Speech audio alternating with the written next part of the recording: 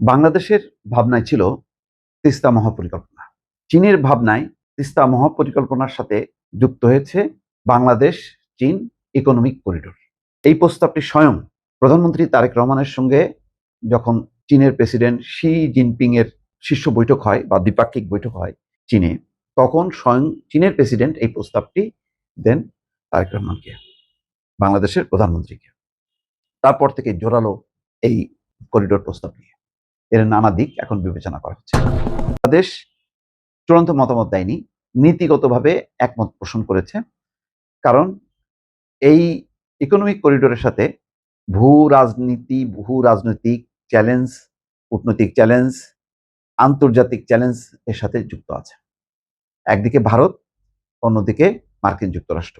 বাংলাদেশকে যুক্ত করে যে ইকোনমিক বা বাণিজ্যিক করিডোর, এই চিন্তা ভাবনা আরো এক দশক আগে, অনেক আগে থেকেই চীন এই ধরনের একটি করিডোর, এমনকি তারা বাংলাদেশকে যুক্ত করে, ভারতকে যুক্ত করে এই করিডোরের একটি প্রস্তাব তারা দিয়েছিল। কিন্তু চীনের সাথে ভারতের দ্বন্দ্ব সংঘাতের প্রেক্ষিতে ভারত এটিতে রাজি হয়নি।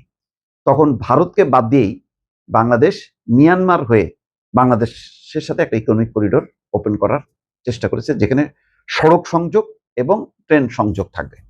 এখানে বলা হচ্ছে যে এই সংযোগটি যদি কার্যকর করা যায়, তাহলে 24 ঘন্টার মধ্যে চীনের পণ্য যেমন বাংলাদেশে আসবে, বাংলাদেশের পণ্য চীনে পৌঁছানো সম্ভব।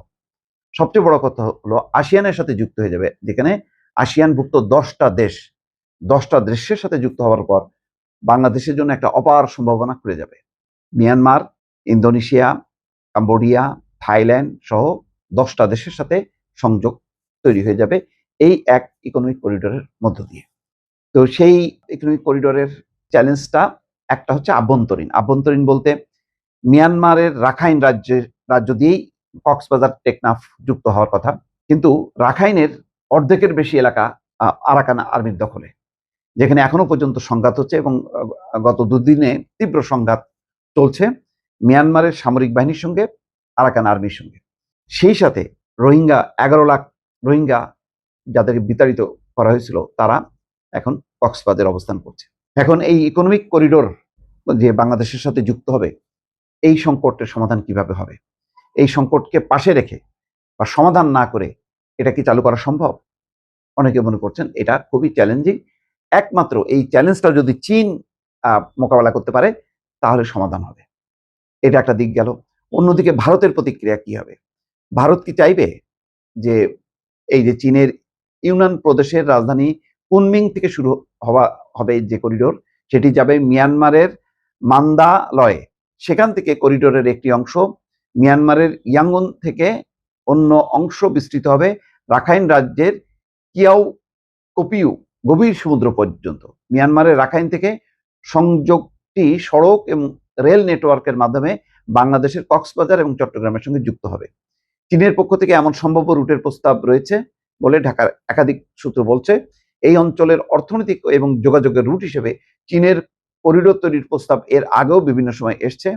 বেল্ট অ্যান্ড রোড ইনিশিয়েটিভ, চীনের এই প্রকল্প BCIM নামে পরিচিত, বাংলাদেশ, চীন, ভারত ও মিয়ানমারের মধ্যে অর্থনৈতিক করিডোরের প্রস্তাব এক যুগেরও বেশি সময় ধরে 2013 সালে সামনে এনেছিল এই প্রস্তাবটি বেইজিং, কিন্তু ভারতের আপত্তির কারণে তা এগোয়নি। পরে ভারতকে বাদ দিয়ে চীন মিয়ানমারের সঙ্গে অর্থনৈতিক করিডোরের পরিকল্পনা করে, তাতে বাংলাদেশকে যুক্ত করার বিষয়টি আসে।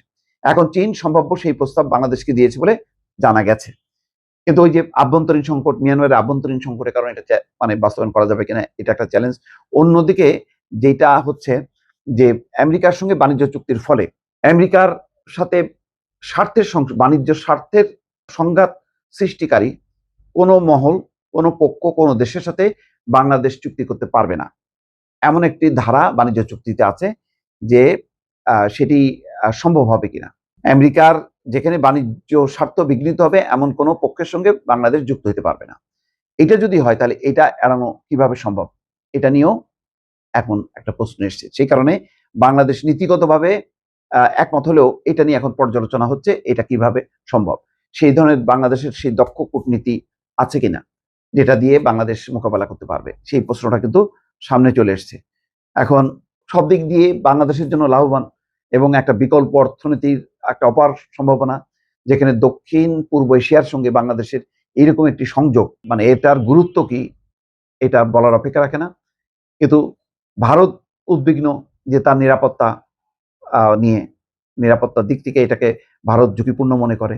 অন্যদিকে মার্কিন যুক্তরাষ্ট্র এই ধরনের সংযুক্তি বাংলাদেশের সঙ্গে সেটাকেও সহজভাবে নেবে কিনা, এই দুইটা চ্যালেঞ্জ মোকাবেলা করে এটা করা যাবে কিনা, এগুলো নিয়ে একটা গভীর একটা আলোচনা পর্যালোচনা শুরু হয়েছে।